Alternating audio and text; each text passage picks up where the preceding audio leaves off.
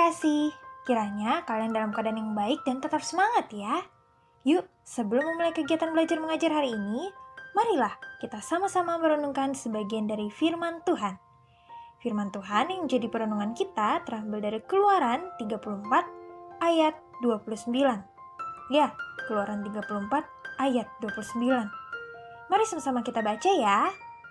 Keluaran 34 ayat 29 berbunyi, ketika Musa turun dari gunung Sinai, kedua loh hukum Allah ada di tangan Musa ketika ia turun dari gunung itu. Tidaklah ia tahu bahwa kulit mukanya bercahaya oleh karena ia telah berbicara kepada Tuhan. Demikian firman Tuhan kita pada hari ini. Anak-anakku, pada suatu waktu ada seorang pria yang suka berwisata mengelilingi dunia, dan ia menceritakan pengalamannya yang istimewa. Pengalaman ketika ia melihat berbagai hal-hal yang menakjubkan dalam kehidupannya. Ia melihat kemegahan Gunung Fuji di Jepang. Ia melihat kecantikan kehidupan alam bawah laut di pantai kepulauan Filipina.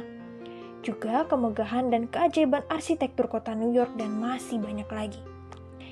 Namun, ada satu pengakuan yang ia tuliskan, yaitu bahwa tak satu pun dari yang dia lihat itu bisa mendekati apa yang dilihat oleh para tokoh Alkitab. Contohnya Musa, yang menjadi saksi berbagai peristiwa yang pasti membuat siapa saja yang melihatnya akan menjadi takjub. Pada bagian firman Tuhan ini, Musa telah melihat sekilas keagungan Allah, suatu wujud nyata dari keberadaan dan sifat Tuhan yang tak kasat mata. Musa mengalami kemuliaannya di Gunung Sinai. Wajahnya bercahaya. Anak-anak yang terkasih, suatu hari nanti ketika bertemu dengan Allah dalam sorga yang indah, kita akan menikmati kemuliaannya yang tidak dapat dinilai dengan keindahan apapun. Namun sebenarnya sekarang ini pun kita dapat menikmati kemuliaan Allah. Bagaimana caranya ya? Dari firman Tuhan yang kita baca, paling tidak ada dua cara agar kita mengalami kemuliaan Allah. Pertama, kita dapat mengalami kemuliaan Allah jika kita memelihara relasi dengan Allah. Ketika Musa dipanggil oleh Tuhan, dia meninggalkan semua yang menjadi pekerjaan dan kehidupannya selama ini. Sejak saat itu, Musa menjadi semakin dekat dengan Allah. Ia sering bercakap-cakap dengan Allah. Musa tidak bersungut-sungut seperti yang sering dilakukan oleh orang-orang Israel. Ia taat kepada Tuhan. Dikatakan, dan Musa ada di sana bersama-sama dengan Tuhan 40 hari 40 malam lamanya, tidak makan roti dan tidak minum air. Dan ia menuliskan pada loh itu segala perkataan perjanjian, yakni ke-10 firman. Anak-anakku, pada bagian ini Musa telah bertemu dengan Allah selama 40 hari 40 malam. Kemudian, sesuatu yang ajaib terjadi dengan wajah Musa ketika turun dari Gunung Sinai. Musa tidak menyadari bahwa ternyata pertemuannya dengan Tuhan itu telah membuat wajahnya bercahaya. Namun bangsa Israel dapat melihatnya dan mereka pun tahu bahwa Musa telah berbicara dengan Tuhan.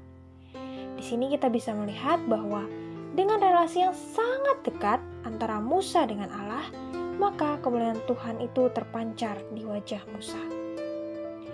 Yang kedua, kita dapat mengalami kemuliaan Allah jika kita hidup berkenan kepada Allah.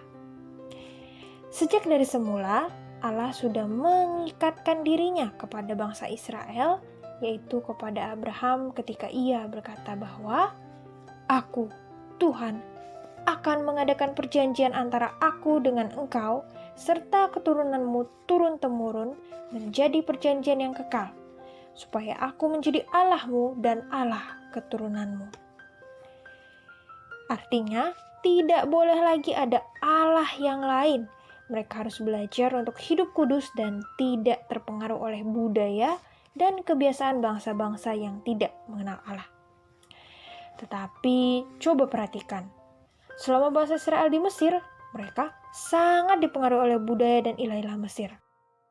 Bahkan ketika Tuhan sudah memimpin mereka keluar dari perbudakan di Mesir dan menuntun mereka berjalan menuju tanah perjanjian, namun di tengah perjalanan tersebut mereka malah membuat patung lembu emas, bukan?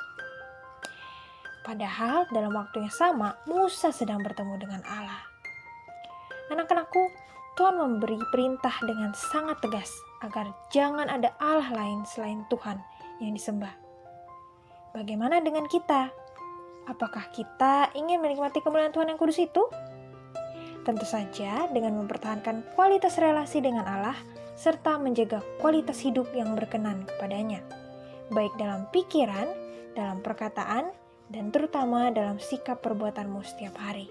Teruslah bertumbuh dan memohon pertolongan Roh-Nya yang kudus itu, sehingga hidup kita boleh menjadi berkat, menjadi kesaksian untuk kemuliaan Tuhan. Amin.